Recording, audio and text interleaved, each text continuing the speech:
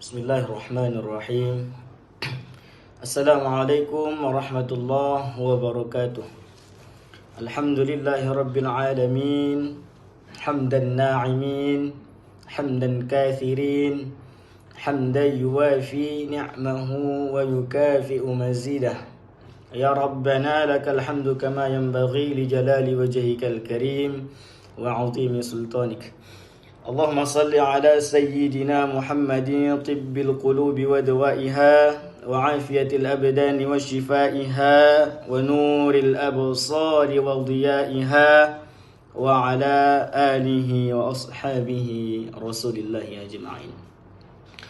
Bersyukur kita kepada Allah subhanahu wa ta'ala dengan mengucapkan alhamdulillahi rabbil alamin, yang mana Allah masih memberikan kita berbagai macam nikmat. Nikmat iman dan Islam, nikmat panjang umur dan kesehatan, serta kesempatan sehingga kita bisa menginjakkan kaki kita di bumi yang kita cintai ini. Salawat dan salam kita panjatkan, kita hanturkan, kita sajikan kepada Rasulullah sallallahu alaihi wasallam dengan mengucapkan Allahumma salli wa sallim wa barik alaihi. Pernah sahabat menanya kepada Rasulullah sallallahu alaihi wasallam, "Ya Rasulullah, siapakah orang yang paling pelit di dunia ini? Apakah itu orang yang enggan bersedekah?" Rasulullah menjawab, "Tidak. Bahkan orang yang paling pelit di dunia ini," apa kata Rasulullah? "Orang yang mana ketika mendengar namaku disebut, dia enggan bersalawat kepadaku." Maka ketika kita mendengar nama Nabi Muhammad sallallahu alaihi wasallam diucapkan, disunnahkan mengucapkan salawat, Allahumma salli ala sayyidina Muhammad wa ala ali sayyidina Muhammad. Supaya apa? Supaya kita tidak termasuk orang yang paling pelit dunia ini. Baik, tanpa memperpanjang kalam muqaddimah saya akan mempresentasikan sebuah tugas di mata kuliah Sejarah Persyariatan Hukum Islam, yaitu kodifikasi fikih pada masa keemasan.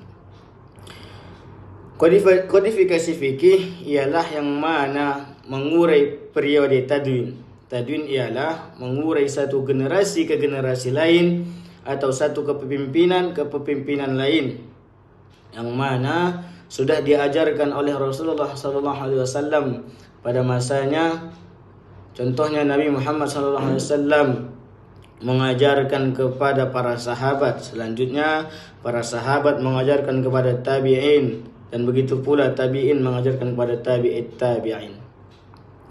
Tapi jika dituntut, jika diteliti, jika dikupas, masa keemasan ini, kodifikasi fikih masa keemasan ini timbul pada awal abad 2 Hijriah sampai pertengahan abad ke-4 Hijriah, yang mana pada masa dinasti Abbasiyah. Periode ini perlu waktu 250 tahun, karena di periode inilah banyaknya timbul ilmu-ilmu baru seperti ilmu kedokteran, seperti ilmu tafsir Al-Quran, seperti fatwa sahabat, seperti usul fikih, filsafat, dan selainnya. Kenapa di masa ini dinamakan masa keemasan atau the golden age? Karena di masa inilah banyaknya ilmu-ilmu baru yang timbul, yang dihadirkan, yang dilahirkan oleh ulama-ulama kita. Adapun tokoh-tokoh yang ada di masa keemasan atau the golden age ialah sebetulnya banyak ulama-ulama atau mazhab yang mengeluarkan fatwa-fatwa tentang fikih. Tapi yang paling masyhur ada 4. Yang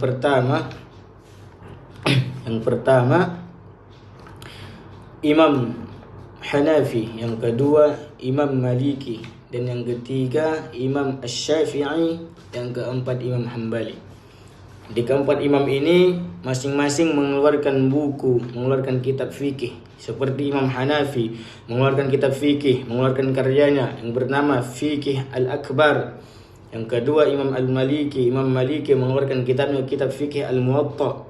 Yang ketiga Imam Asy-Syafi'i mengeluarkan kitab fikihnya kitab kitab fikih Al-Um. Yang keempat Imam Hambali yang mana mengeluarkan kitab fikih yang bernama Al-Umdah. Selanjutnya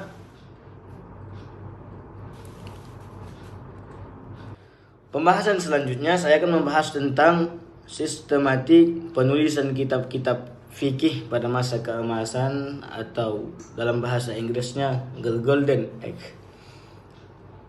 Pola-pola sistematika dalam penulisan itu ada 3 caranya. Yang pertama, penulisan fikih itu dicampur dengan fatwa-fatwa sahabat dan hadis seperti kitab Al-Muwatta karangan Al-Imam Malik bin Anas.